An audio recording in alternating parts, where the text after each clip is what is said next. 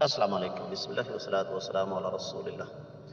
کبوتر پالنے کے بارے میں سوال آیا ہے، ان کی شرطیں لگانا اور ان کو اڑانا، چھتیں پھلانگنا، چھتوں پہ گروہ در گروہ لڑکوں کا ٹولیوں کی شکل میں جمع ہونا اور وہاں پر پھر لوگوں کے گھروں میں جھانکنا۔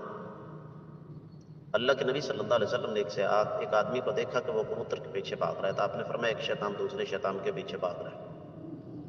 اور جوا، جس کے بارے میں قرآن کہتا ہے انما الخمر والمیسر والانصاب والازلام رجس من عمل الشیطان فاجتنبوہ، شراب، جوا، بت پاک سے یہ سارے کے سارے شیطانی اعمال ہیں، ان سے مکمل پرہیز کرو۔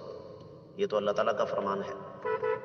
اس لیے اب کبوتر پالنے کی دو شکلیں ہیں، یا تو آپ نے پالے ہیں گھر میں کھانے کے لیے، بچے نکلوائے، بڑے ہوئے، آپ نے ذبح کر کے کھا لیے، اس میں شرعاً کوئی قباحت نہیں۔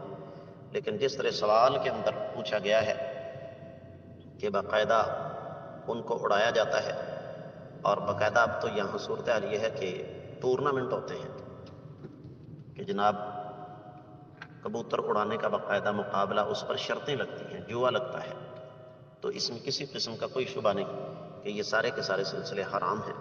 پھر ظاہر بات ہے کبوتر پالنا یا کبوتر اڑانا یہ کوئی انڈور گیم تو ہے نہیں کہ گھر کی چار دیواری کے اندر بند کمرے میں یہ کام کیا جائے۔ چھتوں کے اوپر، اور چھتوں کے اوپر جب یہ کام ہوگا تو لوگوں کے گھروں میں نظر بھی پڑے گی، اس سے اور بھی قباحتیں سامنے آئیں گی۔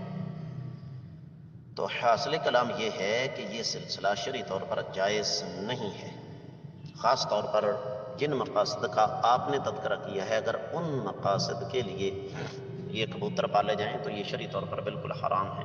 امید ہے کہ آپ کو سمجھ آ گئی ہوگی۔ واللہ تعالی اعلم۔